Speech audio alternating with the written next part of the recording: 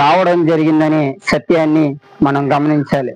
ఉపవాసం అంటే దేవునికి దగ్గరగా ఉండడమే తప్ప చాలా మంది ఉపవాసం ఉంటున్నారని భ్రమలో ఉంటున్నారు, కానీ దేవునికి చాలా దూరంగా వారి హృదయం ఉంటుందనే సత్యాన్ని గమనించాలి. దేవునికి చాలా దూరంగా వారు జీవిస్తున్నారు. వ్యక్తిగతంగా శారీరకంగా దేవుని యొద్దకు వస్తున్నారు, కానీ ఉపవాసాన్ని వారు కలిగి ఉన్నారు. ఆరాధనకు మానకుండా వస్తున్నారు. భక్తి కలిగిన జీవితంగా నలుగురికి కనబడే విధముగా ఆర్భాటముగా దేవుని ఆరాధించడానికి ఇక్కడికి రావడం జరుగుతుంది, కానీ ఆత్మీయంగా అంతర్గతంగా వారి యొక్క హృదయము దేవునికి బహు దూరముగా ఉన్నదనే సత్యాన్ని గ్రహించలేని పరిస్థితిలోనికి దుస్థితిలోనికి నేటి సమాజం జారిపోతుందనే విషయాన్ని మీరు గమనించాలి. అందుచేత యెషయా 58వ అధ్యాయంలో యెషయా భక్తుడి చేత దేవుడు ఇశ్రాయేలీయులు వారి భక్తి జీవితాన్ని, వారు దేవుని ఎడల కనపరుస్తున్న ఆసక్తి విషయాల్ని, వారి భక్తి నిజమైన భక్తిని మేము ఆరాధిస్తున్నాం, దేవుణ్ణి పరిపూర్ణంగా మేము విశ్వసిస్తున్నామనే ఆందోళన వారిలో ఉండి దేవుణ్ణి నిజంగానే ఆరాధిస్తున్నామనే భావన వారిలో ఉంది. కానీ దేవుడు వారి ఎడల ఎట్టి హృదయాన్ని కలిగి ఉన్నాడో తన ప్రవక్త అయిన యెషయా ప్రవక్త చేత కొన్ని మాటలను బిగ్గరగా, అంటే తాళక తడబడి లేకుండా స్పష్టంగా వారికి వారిలో ఉన్న పాపాన్ని వారికి ఎత్తి చూపించాలనేసి యెషయా ప్రవక్త ద్వారా దేవుడు మాట్లాడుతున్న మాటల్ని మనం గమనించగలిగినట్లయితే, యెషయా రాసిన గ్రంథము 58వ అధ్యాయం 1 నుంచి 3 వచనాలను ఒకసారి చదివి వినిపించవలసిందిగా కోరుతున్నాం.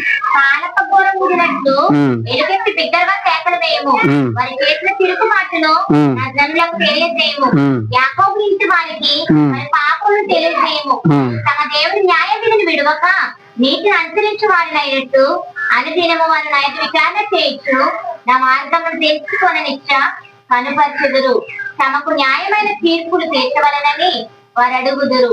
దేవుడు తమకు ప్రత్యక్షుడు కావాలనని ఇచ్చేయించరు. చాలు. ఇక్కడ ఇశ్రాయేలు ప్రజలు ఏం చేస్తున్నారంటే దేవుణ్ణి ఆరాధించడానికి లేదా దేవుని ఎడల శ్రద్ధ వహించడానికి వారు ఏం చేస్తున్నారంటే శారీరకంగా దేవుని పట్ల వారు నిష్ట కలిగి ఉపవాసం కలిగి దేవుణ్ణి ప్రార్థించడానికి వారు వస్తున్నారు, కానీ వారి ఆంతర్యంలో ఏమాత్రం భక్తి అనేది వారి జీవితంలో లేదు. కాబట్టి పైపైన భక్తి చేసేవారుగా, అంటే పై రూపమునకు భక్తి చేసేవారిగా, నిష్ట కలిగి దేవుని ఎడల ఉపవాసం కలిగి ప్రార్థన చేసేవారిగా వారు కనబడుతున్నారు, కానీ వారి ఆంతర్యంలో నిజమైన భక్తి, నిజమైన విశ్వాసం, ఉపవాసమునికి తగినటువంటి దేవునికి దగ్గరగా ఉండే ఆ సన్నివేశం అనేది వారిలో ఏమాత్రం లేదని సత్యాన్ని గమనించి దేవుడు ఏం చెప్తున్నాడంటే వారిలో ఉన్న పాపాన్ని వారికి గుర్తెరిగేలాగా యెషయా ప్రవక్త నిలబెట్టి ఈ మాట చెప్తున్నాడు. తాళక బోర ఊదినట్లు ఎలుగెత్తి బిగ్గరగా కేకలు వేయము, వారు చేసిన తిరుగుబాటును నా జనులకు తెలియజేయము, యాకోబు ఇంటి వారికి వారి పాపములను తెలియజేయము. ఇక్కడ యాకోబు అనే ఒక పదాన్ని ప్రస్తావించడం మనం చూడం. యాకోబు గురించి మనలో చాలా మందికి తెలుసు. ఈ యాకోబు తన అన్న అయిన ఏశావును మోసపరచడం, తన తండ్రిని మోసపరచడం మనకు తెలుసు. జ్యేష్ఠత్వ హక్కు గురించి వారిని మోసగించి ఆ యొక్క జ్యేష్ఠత్వ హక్కును తను పొందుకున్నాడు. ఇక్కడ యాకోబును పోలిస్తూ యాకోబును ప్రార్థించిన తర్వాత, పెనుగులాడిన తర్వాత ఆయనకు పెట్టిన పేరు, మరో పేరు ఏంటంటే ఇశ్రాయేలు అని ప్రస్తావించాడు. ఇప్పుడు ఈ ఇశ్రాయేలునే తిరిగి ఏమని ప్రస్తావిస్తున్నాడు అంటే యాకోబు అని ప్రస్తావిస్తున్నాడు. అంటే మోసం చేసే లక్షణం. పైకి భక్తిపరుల్లా నటన చేస్తూ, పైకి నా అంత భక్తిపరుడు లేడు, నా అంత పాటగాడు లేడు, నా అంత ఆరాధికుడు లేడు, నాకంటే దేవుణ్ణి స్తుతించేవాడు లేడు అన్న ఆందోళనతో, అన్న స్వభావంతో పైకి భక్తి గల వారి వల్లే జీవిస్తున్నారు, కానీ ఆంతర్యంలో వారి యొక్క భక్తి ఏమాత్రం పనికిరాదనేసి సత్యాన్ని మనం గమనించాలి. అందుచేత దేవుడు ఈ మాటలను వారికి తెలియపరుస్తున్నాడు. అందుచేత యాకోబుతో వారిని పోల్చాడు. ఇశ్రాయేలును ఒక మోసపు చేసే జనాంగంగా దేవుడు ఇక్కడ పోల్చడాన్ని మనం చూడవచ్చు.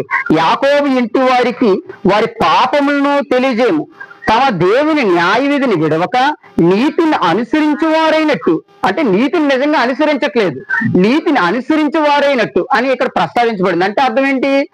నిజంగా వారు నీతి క్రియలు చేయట్లేదు, నిజంగా న్యాయం వైపు వారు నడవట్లేదు. కానీ వారి పైన భక్తి జీవితం ఎలా ఉందంటే, నాకంటే నీతిపరుడు లేడు, నాకంటే భక్తిపరుడు లేడు అన్న దృక్పథంతో వారు ఏం చేస్తున్నారంటే నటనా జీవితాన్ని కలిగిన విధముగా మనకు కనిపిస్తున్నాయి. ఈ రోజు మనము కూడా ఆలోచన చేయాల్సిన విషయం ఏంటంటే, ఉపవాసం అనిగే నిష్ట కలిగి నీ కడుపు మార్చుకొని దేవుని దగ్గరికి ఆరాధించడానికి, నీ అవసరతలు చెప్పుకోవడానికి దేవుని దగ్గరికి రావడం మంచిదే. అయితే అది నీ ఆంతర్యంలో దేవుని ఎడల దేవునితో సన్నిహితం, దేవునితో సంబంధం కలిగి ఉండడానికి నీ ఆంతర్యంలో పరిపూర్ణమైన శుద్ధీకరణ లేకుండా దేవునితో ఉపవాసం ఉంటే ప్రయోజనం లేదనే సత్యాన్ని మీరు గమనించాలి. ఇక్కడ ఇశ్రాయేలు కూడా ఉపవాసం చేశారు, దేవునికి ప్రార్థన చేశారు. తిరిగి ఆయన ప్రశ్నిస్తున్న విధానాన్ని మనం చూసినట్లయితే 3వ వచనం, మేము ఉపవాసం ఉండగా నీవెందుకు చూడవు, మేము మా ప్రాణములను ఆయాసపరుచుకొనగా నీవెందుకు లక్ష్య పెట్టవని అందుదు. నీ ఉపవాస దినమును మీరు వ్యాపారం చేయదు. ఇప్పుడు వీరు చేస్తున్న ఏంటంటే తిరిగి దేవునికి ప్రశ్న వేస్తున్నారు. మేము ఉపవాసం ఉన్నాం, మా ప్రాణాలను ఆయాసపరుచుకున్నాం, నలగొట్టుకున్నాం, మా జీవితం నీ సన్నిధిలో గడపడానికి ఇష్టపడుతున్నాం, నీవు ఎందుకు మా ప్రార్థన వినట్లేదు, మేము చేసిన ప్రార్థనలకు ఎందుకు సమాధానం ఇవ్వట్లేదు అని తిరిగి ప్రశ్న వేస్తున్నారు. గమనించవలసిన విషయం ఏంటంటే, దేవుడు ఎవరైనా దీన్ని మొరపెట్టగా యెహోవా ఆలకించును. నువ్వు దీనత్వపు స్వభావం కలిగి దేవుని ఎడల యథార్థత కలిగి నువ్వు ప్రార్థించగలిగితే ఆ ప్రార్థనకు ఖచ్చితంగా దేవుడు సమాధానం ఇస్తాడు. అయితే నీ హృదయంలో శుద్ధి లేకుండా పైకి భక్తిపరుడు వలె దేవుని ఎదుట ప్రలాపించినా సరే ఆయన నీ ప్రార్థన లెక్క చేయడనే సత్యాన్ని గమనించాలి. కాబట్టి వీరు చేస్తున్న పని ఏంటంటే, నేను భక్తిపరుణ్ణి, మేమందరము ఏకముగా కూడి నీ సన్నిధిలో ప్రార్థిస్తున్నాం, నీ ఎదుట ప్రలాపిస్తున్నాం, నీవెందుకు మా ప్రార్థనకి సమాధానం ఇవ్వట్లేదు అని తిరిగి యెహోవాను ప్రశ్నిస్తున్నాడు. అలా ప్రశ్నిస్తున్నాడు అనేసి ఈ సంఘటన యెషయా ప్రవక్త ద్వారా తిరిగి ఇశ్రాయేలు ప్రజలకు తెలియపరుస్తున్నాడు. ఏంటి, వారు నన్ను ఇలా ప్రశ్నిస్తున్నారు, ఏమని, నువ్వు నా ప్రార్థన ఎందుకు ఆలకించట్లేదు, మేము ఉపవాసం ఉంటున్నాం కదా, మా ప్రాణాలను నలగొట్టుకుంటున్నాం కదా, ఆయాసపడుతున్నాం కదా, నువ్వు ఎందుకు మా ప్రార్థనలు ఆలకించట్లేదని తిరిగి ప్రశ్నిస్తున్నారు. ఈ రోజు ఇక్కడికి వచ్చిన వారు కూడా చాలా సమస్యల గురించి లేదా ఆ ఇంటిలో ఉన్న శోధనల గురించి, ఇబ్బందుల గురించి దేవుని యొద్దకు వచ్చిన వారు చాలా మంది ఉన్నారు. మంచిది, దేవుని యొద్దకు సమస్యలను శోధనలు చెప్పుకోవడం, ఆయన చెప్పిన దానికి సమాధానం ఇవ్వడం అనేది సమంజసంగా జరుగుతూనే ఉంటది. కానీ అయితే ఆంతర్యంలో శుద్ధిని దేవుడు కోరుకునేవాడు అనే విషయాన్ని గమనించాలి. పై రూపమును దేవుడు లక్ష్య పెట్టేవాడు కాదు. హృదయములో నీ శుద్ధీకరణ ఎలా ఉంది, నీ హృదయ ఆలోచనలు ఎలా ఉన్నాయి, నీ హృదయ తలంపులు ఎలా ఉన్నాయి, నీవు దేవుని ప్రేమను ఎలా వ్యక్తపరుస్తున్నావు, దేవుని ప్రేమ పట్ల ఇతరుల పట్ల నువ్వు ఎలాగ జీవిస్తున్నావు అనే విషయాల్ని దేవుడు గమనిస్తాడనే ఆలోచన మనం చేయాలి. ఈ దేవుని యొద్దకు వచ్చి కూడా మన క్రియలు అనేవి పాత స్వభావపు ఆలోచనలతో ఉంటే, అంటే దేవుని దగ్గరకు వచ్చినప్పుడు భక్తిపరునిగా వచ్చి నువ్వు బయటికి వెళ్ళిన తర్వాత నీ ఇష్టానుసారంగా మాట్లాడుతూ ఇష్టానుసారంగా ఉంటూ నీ సొంత జీవితాన్ని నీ ఇష్టానుసారంగా నువ్వు జీవిస్తే అది దేవునికి విరుద్ధమైన సంఘటనని మీరు గమనించాలి. కాబట్టి ఇక్కడ ఇశ్రాయేలు చేస్తున్న పని కూడా అదే. వారు మా ప్రాణాలను ఆయాసపరుచుకుంటున్నాం దేవా, మేము నలగొట్టబడుతున్నాం, మేము ఉపవాసం ఉంటున్నాం, మా కడుపులు మార్చుకుంటున్నాం, నీ ఎదుటి ప్రార్థిస్తున్నాం, కానీ నువ్వు మాకు సమాధానం ఇవ్వట్లేదనేసి వీరు ప్రార్థన చేయడాన్ని మనం చేయొచ్చు. వీరిలో భక్తి లేనప్పటికీ కూడా తామే భక్తి పరులమని భావిస్తారు. ఈరోజు సంఘాల్లోకి వస్తున్నటువంటి చాలా మంది విశ్వాసులు చేస్తున్న తప్పిది మీదే. ఉపవాసం అంటే ఏంటో తెలియదు. ఉపవాసం అంటే కడుపులు మార్చుకోవడం అనేది కాదు. ఉపవాసం అంటే హృదయాన్ని మార్చుకోవడం అనే సత్యాన్ని గమనించాలి.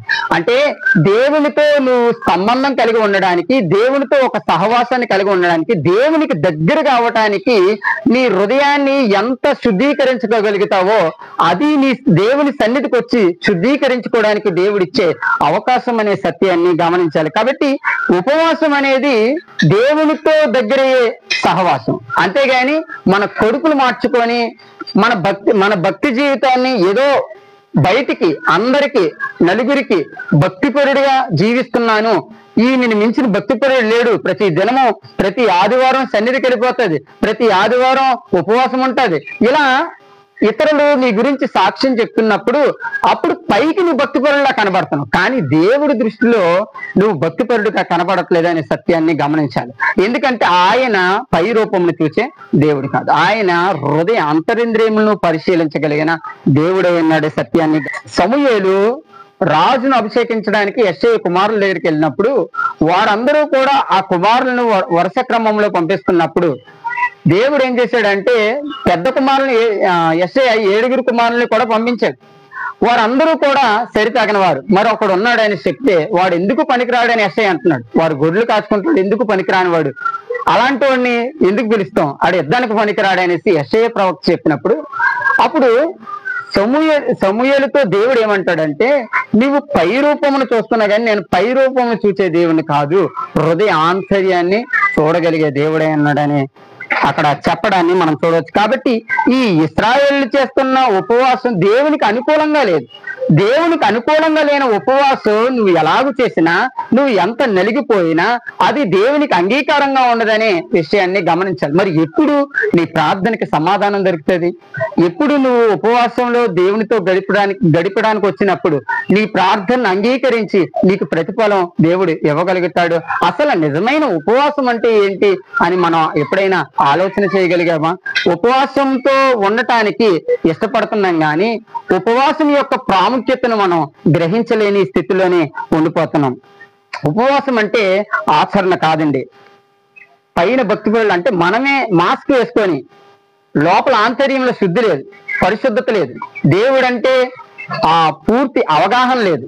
కానీ బయటికి భక్తిపరుల మాస్క్ వేసుకొని ఒక ముసుగు వేసుకొని ఆ ముసుగులో నేనే భక్తిపరులని ముసుగులో జీవించేస్తున్నా కానీ ఒక్కసారి నీ ముసుగును విప్పుచోతే నీ ఆంతర్యంలో ఉన్న నీ పాపం ఎలాంటిదో, నీ స్థితి ఎలాంటిదో దేవుడు ఒక్కడే చూడగలిగాడనే సత్యాన్ని గమనించాలి. కాబట్టి ఉపవాసం అంటే ఆచరణ కాదు. లోకాసువార్త 18వ అధ్యాయం 9 నుంచి 14 వచనాలు.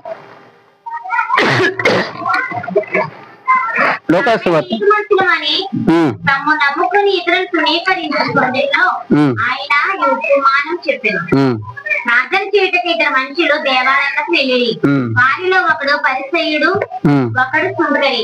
పరిసయ్యుడు నిలబడి, దేవా నేను చోరులను, అన్యాయస్తులను, వ్యభిచారులైన 2 మనుషుల వలనైనను ఈ సుంకరి వలనైనను ఉండనందుకు నీకు కృతజ్ఞతాస్తుతులు చెల్లిస్తున్నాను.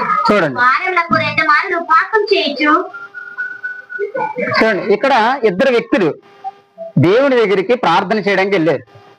ఒక పరిసయ్యుడు వెళ్ళాడు, ఒక సుంకరి వెళ్ళాడు. సుంకరి అంటే సెకండ్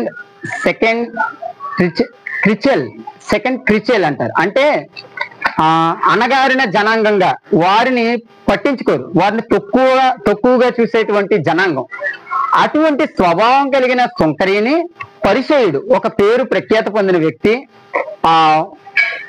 ప్రజలలో ఒక మంచి పేరు సంపాదించినటువంటి వ్యక్తి.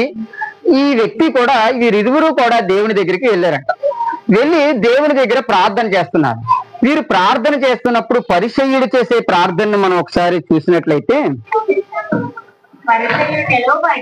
నిలవబడి దేవా చోరులను, అన్యాయస్తులను, వ్యభిచారులైన 2 మనుషుల వలనైనను సుంకరి వలనైనను ఉండనందుకు కృతజ్ఞతాస్తుతులు చెల్లిస్తున్నాను. చూడండి, ఈ సుంకర వలె ఉండకుండా అంటే నా జీవితం ఇలాంటి వల్ల లేదు, నేను చాలా పవిత్రుని, నేను దేవుని యందు చాలా భక్తిగా జీవిస్తున్నాను, భక్తి శ్రద్ధలు కలిగి ఉన్నాను, దేవునికి అంటుపెట్టుకొని ఉంటున్నాను, నాకంటే భక్తి పరుడు లేడు, నాకంటే విశ్వాసపరుడు లేడు అనే ఒక ఉద్దేశంతో పరిసయ్యుడు ప్రార్థిస్తూ ఉంటే సుంకరు మాత్రం ఎలాగ ప్రార్థిస్తున్నాడు అంటే, ఒకసారి చదవండి.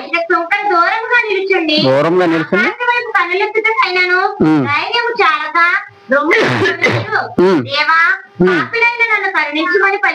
చూడండి, సుంకరేమో దేవా నీ వైపు చూడడానికి నేను చాలనంటు వాడిని, నా జీవితం నీకు సరితగినటువంటిది కాదు, నా భక్తి జీవితం నీకు తగినటువంటిది కాదు, కాబట్టి నిన్ను స్తుతించడానికి నేను సరిపోనేనండి, కాబట్టి పాపిని నేను, నన్ను క్షమించండి అని ప్రార్థన చేస్తున్నాడు. కానీ పరిసయ్యుడు మాత్రం నేను భక్తిపరుణ్ణి, నాకంటే ఎవడూ లేడు, ఈ సుంకరు లాంటి వాడిని కాదు అని ప్రార్థన చేసే వ్యత్యాసాన్ని మనం చూడవచ్చు. నేటి సమాజం కూడా ఎలాగా ఉంటుంది అంటే తామే భక్తిపరులు అనుకుంటున్నారు, తామే భక్తిపరులు అనుకొని భక్తి కొనసాగిస్తున్నారు తప్ప ఆంతర్యంలో శుద్ధి అనేది ఉందో లేదో మనం గమనించలేని పరిస్థితిలో ఉండిపోతున్నాం. నేడు ప్రశ్నార్థకంగా మనం ప్రశ్నించుకోగలిగితే ఇక్కడికి వచ్చిన ఎవరైనా సరే, అది ఎవరైనా కానీ, దేవుని దగ్గరకు వచ్చిన నీవు బయటకు వెళ్ళిన తర్వాత నీ భక్తి జీవితాన్ని అంతే విశ్వాసంతో, అంతే దృఢ సంకల్పంతో నువ్వు కొనసాగిస్తున్నావా? ఆలోచన చేద్దాం. మన నోటి మాట ఎలా ఉంటుంది, మన నడవడి విధానం ఎలా ఉంటుంది, మన ఆలోచన తలంపులు ఎలా ఉంటున్నాయి, మన ఇతరుల పట్ల చేసే క్రియలు ఎలా ఉంటున్నాయి? అవి దేవుని ప్రేమను వ్యక్తపరిచే విధంగా ఉంటున్నాయా? లేదంటే ఉపవాసములకు వచ్చి ఇక్కడ ఉన్నంతసేపు భక్తిని పాటించి నువ్వు బయటికి వెళ్ళిపోయిన తర్వాత నీ భక్తి జీవితాన్ని విడిచిపెట్టి మరలా నీ పాప స్వభావంలో జీవించే స్థితిలో ఉన్నావా గమనించాలి. కాబట్టి ఇక్కడ ఇద్దరు వ్యక్తుల్ని మనం చూసినట్లయితే పరిసయ్యుడు కూడా పాపే, కానీ ఆయన దృష్టిలో తానుకు తాను అనుకున్నాడంట. ఏమని పై భాగంలో ఏం చదివాడు? వారు 18వ అధ్యాయం 9వ వచనం, తామే నీతిమంతులమని తాము నమ్ముకొని ఇతరులను తృణీకరించి కొందరిలో ఆయన ఇప్పుడు ఉపమానం చెప్పాను. ఇప్పుడు ఏంటంటే వారే భక్తిపరులని, తమకు మించిన భక్తిపరులు లేరని ఇతరులు తృణీకరించేవాడిగా పరిచయుడు అన్నాడు. కానీ ఈ సుంకరి తనకు తాను తగ్గించుకొని దేవా నేను పాపిని అని ఒప్పుకున్నాడు. ఉపవాసం అంటే నిజమైన పశ్చాత్తాపం. పశ్చాత్తాపం అనేది మనం ఎప్పుడు కలగాలంటే మనలో పాపం ఉందని మనం గుర్తించినప్పుడు, మన పాపాన్ని మనకి వ్యక్తపరిచేది, మనకు ముక్కుసూటిగా తెలియజేసేది ఏమైనా ఉందంటే అది దేవుని వాక్యం మాత్రమే అనే విషయాన్ని గమనించాలి. ఇక్కడ యెషయాతో దేవుడు అంటున్నాడు, నువ్వు భయపడొద్దు, నువ్వు జడొద్దు, నువ్వు తాళక బోర ఊదినట్లు, అంటే అసలు నువ్వు తడబడబక్కర్లేదు. నువ్వు తడబడ కాకుండా, కంగారు పడకుండా ఉన్నది ఉన్నట్టుగా వారిలో పాపం ఉందని వారికి నిరూపించడానికి సత్యాన్ని తాళక బోర ఊదినట్లు వారికి చెప్పు. బోర ఊదినట్లు అంటే గట్టిగా కేకలు వేసి శబ్దముతో వారిలో పాపం ఉందని, వారిలో మచ్చుందని, వారి హృదయం దేవునికి అనుకూలంగా లేదని, వారి హృదయం దేవునికి బహు దూరంగా ఉన్నదని సత్యాన్ని వారికి వెల్లడి చేయనేసి ఇక్కడ యెషయా ప్రవక్త ద్వారా దేవుడు స్పష్టంగా తెలియపరచడాన్ని మనం చూడవచ్చు. నేటి దినాల్లో మన ఉపవాసం ఏ రీతిగా ఉంది? గతించిన నిన్నటి దినం నుంచి చాలా మంది ఉపవాసం ఉన్నవారు. నీ ఉపవాసం ఏ రీతిలో ఉంది? దేవునికి అనుకూలంగా నీ ఉపవాసం ఉందా? నీ ఉపవాసము దేవునికి అనుకూలంగా లేకపోతే నీ ఉపవాసం ఉండి నీ శరీరం ఆయాసపరుచుకున్నా సరే అది నిష్ప్రయోజనం, అది దేనికి పనికిరాదని సత్యాన్ని గమనించాలి. ఇక్కడ ఉపవాసం ఉండొద్దు అని నేను బోధించట్లేదు. ఉపవాసం ఉండి అనేకమైన అద్భుత కార్యములు జరిగిన సంఘటనలు ఉన్నాయి. ఎస్తేరు ఉపవాసము ద్వారా ఆ యోధా జనాంగాన్ని అంతటిని రక్షించుకోగలిగింది. అంటే ఉపవాసంలో శక్తి ఉంది. అయితే నీ ఉపవాసం యథార్థత కలిగి ఉందా? నిజముగా దేవుని ఎడల యథార్థ హృదయంతో నీ ఉపవాసం ఉంటే నీ ఉపవాసానికి ప్రతిఫలం ఉంటది, దేవుడు నిన్ను బహుగా హెచ్చిస్తాడనే విషయాన్ని గమనించాలి. కానీ మనలో యథార్థత లేకుండా, మన భక్తి జీవితం మానకుండా, మన ఆంతర్యం శుద్ధీకరణ కాకుండా దేవునితో ఉపవాసం ఉండి నువ్వు పెనిగిలాడినా కూడా ప్రయోజనం లేదనే సత్యాన్ని దేవుడు వెల్లడి చేస్తున్న విషయాన్ని గమనించాలి. 4వ వచనం ఒకసారి చదవండి. 58వ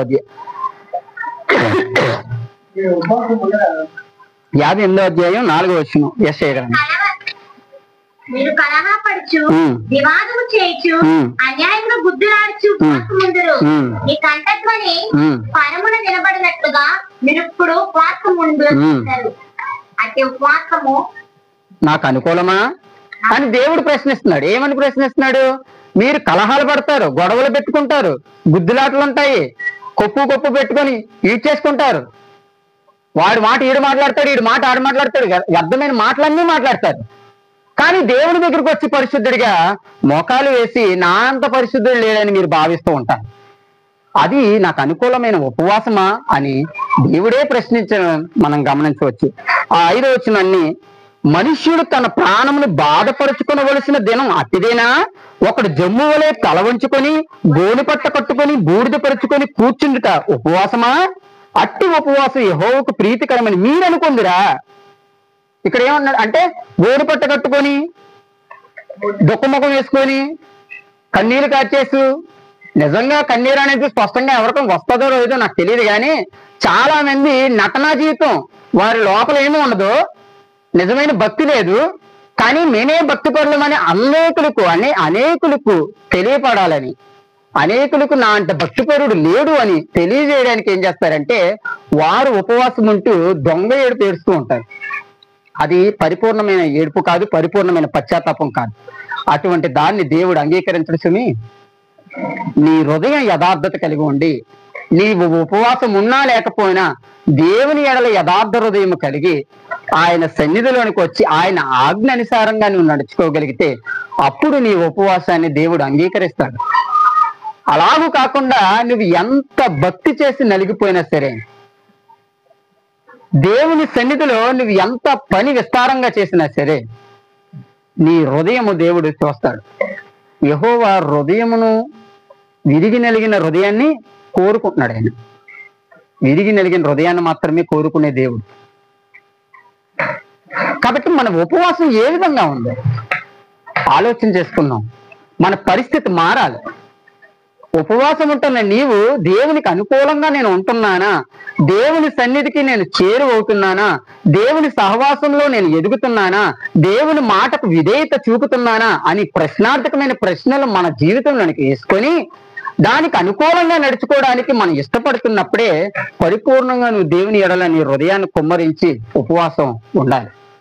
అలాగూ కాకుండా నీవు ఎంత చేసినా సరే అది నిష్ప్రయోజనమని సత్యాన్ని గమనించాలి. కాబట్టి ఏది మరి నిజమైన ఉపవాసం ఎలాగుండాలి అని మనం ఆలోచన చేస్తే 6వ వచనం, దుర్మార్గులు కట్టిన కట్లను విప్పుటయు, కాడిమాను మోపులు తీయుటయు, వారిని విడిపించుటయు, ప్రతి కాడిని విరగొట్టుటయు నేను ఏర్పరచుకున్న ఉపవాసము కదా. చూడండి, ఉపవాసం అంటే ఏంటి అని దేవుడు ఒక క్లారిటీ ఇచ్చాడు. ఏమిటి? ఇతరులకు నువ్వు సాయం చేయాలి. బంధకాల్లో ఇప్పుడు ఆ బంధకంలో పట్టుబడిపోయిన వారిని నువ్వు విడిపించగలగాలి. నీ సత్ప్రవర్తన, దేవుని దగ్గరికి వస్తున్న నీ ప్రవర్తన ఏ విధంగా ఉండాలంటే అలాగే ఉన్నప్పుడు వారి బంధకం నుండి విడుదల చేసే ఒక వ్యక్తిగా నువ్వు ఉండగలుగుతావు. అది నిజమైన ఉపవాసం అని దేవుడు చెప్తున్నాడు. ఏమని చెప్తున్నాడంటే, దుర్మార్గులు కట్టిన కట్లను విప్పుటియు, కాడి మానుమోకులు తీయుటియు, బాధింపబడి వారిని విడిపించిదియు, ప్రతి కాడిని విరగొట్టియు నేను ఏర్పరచుకున్న ఉపవాసం కదా అని దేవుడు చెప్తున్నాడు. కాబట్టి ఎవరైతే బంధింపబడిపోయి ఉన్నారో, ఎవరైతే బాధలతో ఉండిపోయారో, ఎవరైతే ఆ ప్రతికూల పరిస్థితులు పెట్టి నలిగిపోతున్నారో వారందరినీ ఓదార్చి వారికి ధైర్యాన్ని ఇచ్చి వారిని విడుదల చేయడానికి సలహానిచ్చి వారిని ప్రేమించగలిగితే అది నిజమైన దేవునికి అనుకూలమైన ఉపవాసం. ఎప్పుడు నువ్వు వారిని ప్రేమించగలుగుతావు, ఎప్పుడు నువ్వు వారికి సహాయం చేయగలుగుతావు, ముందు నీకు సహాయం చేసే దేవుని నువ్వు ఆశ్రయించగలిగితే అప్పుడు నువ్వు ఇతరులకి సాయం చేయగలుగుతావు, ఇతరులని బంధకముల నుండి విడిపించగలుగుతావు. మన భక్తే అంతా ఇంత అయితే మనం ఇతరులకి ఏం చూపించగలుగుతాం, ఏం నేర్పించగలుగుతాం? కాబట్టి ఆలోచన చేద్దాం, మన స్థితి ఎలా ఉంది, మన ఇతరుల పట్ల మనం ఎలా వ్యవహరిస్తున్నాం అని ఆలోచన చేద్దాం. కాబట్టి మన భక్తి జీవితం ఎలా ఉండాలంటే దేవునికి దగ్గర అయిపోవాలి. ఈ యొక్క ఉపవాస దినాలు 3 దినాల్లో కూడా నీ హృదయం దేవునితో పెనవేసుకున్నట్టు ఆయనతో కలిసిపోవడానికి అంత యథార్థత కలిగి ఆయన్ని ఆరాధించడానికి మనం తీర్మానం తీసుకునేవారుగా ఉండాలి. అట్టి తీర్మానంతో మనం వెళ్ళాలి. ఆ తీర్మానం లేకుండా నువ్వు ఈ 3 దినాలే కాదు, నువ్వు 40 దినాలు వచ్చిన దేవుడు నీ ప్రార్థనను అంగీకరించడనే సత్యాన్ని గమనించాలి. కాబట్టి ఉపవాసం యొక్క ప్రాముఖ్యతను మనం గుర్తెరగాలి. దేవుడు కోరుకుంటున్న ఉపవాసాన్ని మనం చూసినట్లయితే ఎవరైతే బంధకంలో ఉన్నారో, ఎవరైతే నాశన కోపంలో నాశనం అయిపోతున్నారో, ఎవరైతే వివిధ రకాలైన సమస్యలతో ఇబ్బంది పడుతున్నారో వారిని విడిపించగలగాలి, వారికి దేవుని ప్రేమను చూపించగలగాలి. అది నిజమైన ఉపవాసం అనేసి దేవుడు చెప్తున్నాడు. 7వ వచనాన్ని, నీ ఆహారం ఆకలి గొన్న వారికి పెట్టుటయు, నీ రక్త సంబంధికి ముఖము తప్పింపకుండుటయు, దిక్కుమాల దీవెనను ఏంట తెచ్చుకుంటాడు, వస్త్రహీనుడు నీకు కనబడినప్పుడు వానికి వస్త్రములు ఇచ్చుతాయి. చూడండి, ఇప్పుడు చాలా మంది పేదవారు ఉన్నారు. వారు ఆహారం తినే పరిస్థితిలో లేదు, అంటే ఆహారం కూడా సమకూర్చుకోలేని పరిస్థితిలో ఉన్నారు. వారిని మనం చూస్తూ ఉంటాం. చాలా మంది మన ఇంట్లోకి కూడా వస్తూ ఉంటారు. కానీ వారిని ఎప్పుడూ కూడా మనం నీకు కలిగిన దానిలో కొంచెం అన్నం తీసి వాడికి పెట్టలేం. వాడిని ప్రేమగా చూడడం, నీ చీరల్లో లేకపోతే నీ దుస్తుల్లో ఏదో చిదిగిపోయిందే, నీకు చిదిగిపోయింది, నువ్వు కట్టుకోలేంది నువ్వు నీ పొరుగు వాడికి ఇవ్వలేకపోతున్నావు. ఈ విషయంలో మాత్రం నేను పాస్టర్ గారిని అప్రిషియేట్ చేస్తాను. ఎందుకంటే ప్రతి నెల, బహుశా సంఘం అంతా కూడిస్తున్నారో నాకు తెలియదు, కానీ ప్రతి నెల కూడా వారు అంటే పెట్రోల్ పెట్టుకొని ప్రయాసపడి కాకినాడ వెళ్ళి ఇక్కడ అన్ని పార్సల్ చేసుకొని ఆ భోజనాన్ని పేదలకు ఇవ్వాల్సిన అంత అవసరత ఆయనకి ఏమొచ్చింది? ఆయనకి ఏమొస్తుంది? పోనీ ఆయన ఏమన్నా ఆస్తిపరుడా? కాదు. తనకు కలిగిన దానిలో పేదలకు పెట్టాలనే ఆశ, పేదలకు పెడితే దేవుడు ఆశీర్వదిస్తాడనే ఆకాంక్ష తనలో ఉంది.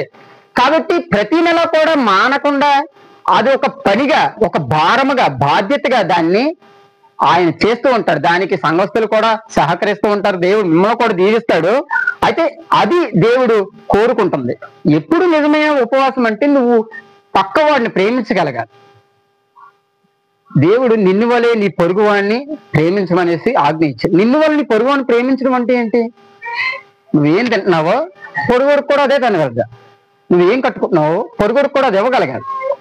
నువ్వు ఏదైతే ఆశిస్తున్నావో అది పొరుగువాడికి కూడా ఉండడానికి లేదా ఇవ్వటానికి నువ్వు ఆశ కలిగి ఉండడమే నిన్ను వలే నీ పొరుగు వాడిని ప్రేమించడం అనే ఆజ్ఞకు అర్థం. కాబట్టి దేవుడు ఏం చేస్తున్నాడంటే అటువంటి ఉపవాసం కలిగి ఉండాలి.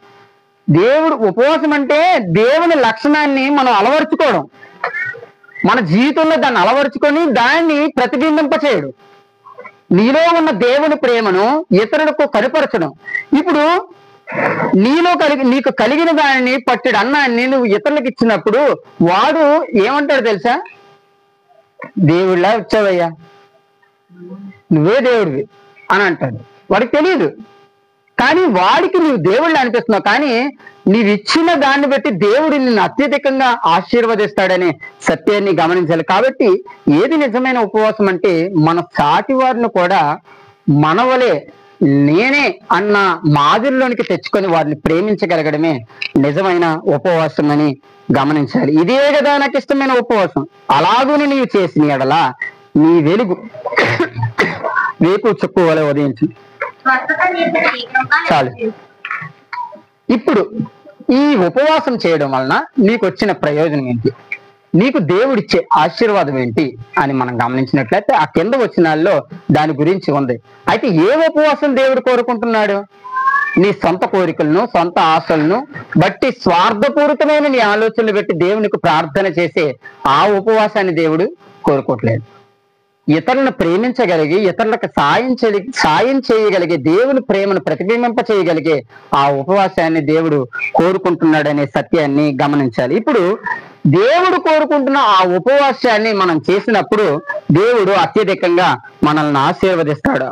అలాగే నీవు చేసిన ఎడల నీ వెలుగు వేకువ చుక్క వలె ఉదయించును, స్వస్థత నీకు శీఘ్రముగా లభించును, నీ నీతి నీ ముందర నడుచును, యెహోవా మహిమ నీ సైన్యపు వెనుకటి భాగమును కావలికాయి. అప్పుడు నీవు పిలుగా యెహోవా ఉత్తరమిచ్చును, నీవు మొరపెట్టగా ఆయన నేనున్నానను. ఎప్పుడు దేవుడు మన ప్రార్థన అంగీకరిస్తాడంటే ఆయనకు అనుకూలమైన ఉపవాసాన్ని మనం చేసినప్పుడు మన ప్రార్థనను దేవుడు ఖచ్చితంగా అంగీకరిస్తాడు, నీకు దీవెనలు ఆయన అనుగ్రహిస్తాడనే సత్యాన్ని గమనించాలి. అప్పుడు దేవుడు చెప్పిన ఉపవాస ప్రకారంగా నువ్వు నడవగలిగితే అప్పుడు నీ వెలుగు వేకు చుక్క వలె ఉదయించును, స్వస్థత నీకు శీఘ్రం. దేవుడు చెప్పిన ఉపవాసాన్ని ఆచరించకుండా నీ వ్యక్తిగతంగా నీ ఇష్టానుసారంగా నీవు భక్తిపరుడిగా భావించి చేసిన ఉపవాసంతో ప్రభువా నన్ను స్వస్థపరచు, ప్రభువా నాకు మంచి ఉద్యోగం, ప్రభువా నా బిడ్డలు బాగుపడిపోవాలి, ప్రభువా నా ఇల్లు చక్కబడిపోవాలి, ఇలాంటి ప్రార్థనలు నువ్వు ఎన్ని చేసినా సరే అది జరగదు సుమి, అది జరగదు. ఎందుకంటే దేవుడు యథార్థత కోరుకుంటాడు. యథార్థ హృదయంతో ఉపవాసం అంటే చెప్పినాడు కదండి, మీరు దొర్లేసి దేవునికి సాష్టాంగ నమస్కారం చేసేసి నువ్వు ప్రార్థించేస్తే ఉపవాసం కాదు. దేవుని ప్రేమను నీలో నుండి ఇతరులకు ప్రతిబింబింప చేయగలిగితే అది నిజమైన దేవుడు కోరుకుంటున్న విశ్వాసం అని మనం భావించాలి.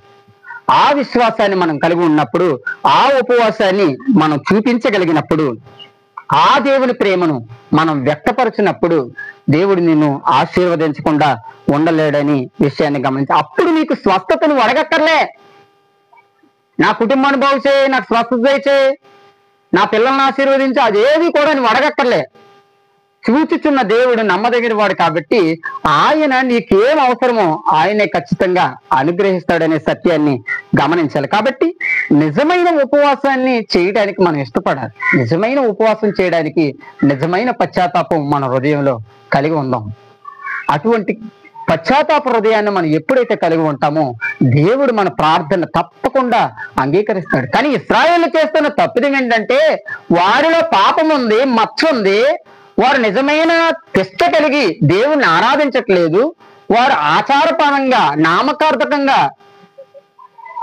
దేవుణ్ణి ఆరాధిస్తున్నారు, కానీ హృదయంలో శుద్ధి అనేది వారిలో లేదు. అలాంటి రీతిలోనే ఈ పరిసయుడు కూడా ఉన్నాడనే సత్యాన్ని గమనించాలి. కాబట్టి 9వ వచనాన్ని ఒకసారి చదివింపుద్దాం.